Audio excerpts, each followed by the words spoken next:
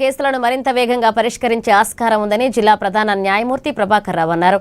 ఈ courts project కింద phase 3లో national service tracking electronic process పై కోర్టు సిబ్బందికి శిక్షణ కార్యక్రమం నిర్వహించారు. ఇక జిల్లా కోర్టు ఆవరణంలో నిర్వహించిన ఈ శిక్షణకు జిల్లా ప్రధాన న్యాయమూర్తి హాజరై ప్రారంభించి పలు సూచనలు సలహాలను అందించారు. ఈ కోర్ట్స్ ప్రాజెక్టు కింద నూతన సాఫ్ట్వేర్ ఆధారిత ప్రాజెక్టు విజయవంతంగా కొనసాగనుందని జడ్జి అన్నారు.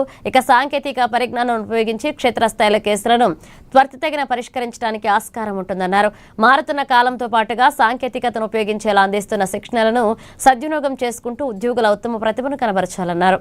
2006 NSDEP ట్రైనింగ్ ప్రోగ్రామ్కు అయిన శ్రీ రవికుమార్ మన శెట్టనాథ్ గారు మరియు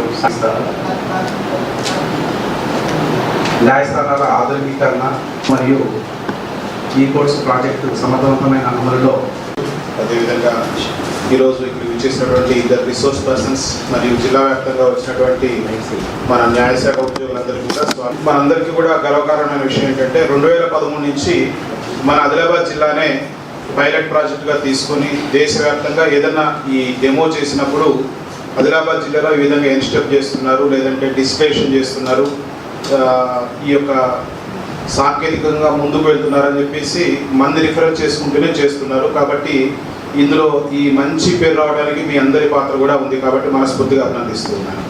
అదేవిధంగా ఈ ప్రాజెక్ట్ కూడా ఈరోజు ఈ హస్తాక్షరం అని చెప్పేసి సమన్స్ ఇష్యూ చేయడంలోనూ తర్వాత ఇంకా పారదర్శకంగా వేగవంతంగా సమన్స్ చేయలే విధంగా బడ్డెన్ తగ్గించే విధంగా ఈ హస్తాక్షరమే ఒక ప్రాజెక్ట్ చేపట్టి దాన్ని పైలట్ ప్రాజెక్ట్ కింద రాష్ట్ర వ్యాప్తంగా మన ఆదిలాబాద్ని ఎన్నుకొని మన రవికుమార్ గారిని తర్వాత సాయి కుమార్ గారిని ఇద్దరిని కూడా వాళ్ళకి ట్రైన్ చేసి మిమ్మల్ని తిరిగి ట్రైన్ చేయాల్సిందిగా కోరడంతో ఈరోజు మన దగ్గర ఈ యొక్క ట్రైనింగ్ ప్రోగ్రామ్ అనేది ఏర్పాటు చేయడం జరిగింది.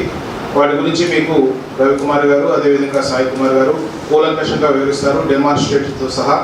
కాబట్టి ఇంకేదైనా మీకు ప్రాక్టికల్ డౌట్స్ ఉంటే ఇక్కడే నివృత్తి చేసుకొని మీరు ఇంకా సులభతరంగా సాంకేతికంగా ముందుకెళ్ళి ప్రజలందరూ కూడా కక్షిదారులకి మనం సాంకేతికత ఉపయోగించుకొని సత్వన్యాయం అందించే విధంగా మనం ముందుకెళ్ళాలని చెప్పేసి కోరుకుంటున్నాను.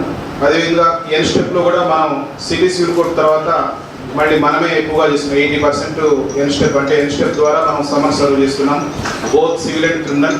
చాలామంది జిల్లాల ఎస్పీలు తర్వాత మిగతా జిల్లా ఎడ్లు నన్ను అడుగుతూ ఉంటారు, మీ జిల్లాలో క్రిమినల్ సమన్స్ చాలా ఫాస్ట్గా సర్వ్ అవుతున్నాయి సెషన్స్లో కానీ సీసీలో కానీ, దానికి కారణం ఏంటంటే ఇదే చెప్తున్నాను. అదేవిధంగా మన ఎస్పీ గారు కలిసినప్పుడు కూడా అన్నారు మన జిల్లాలోనే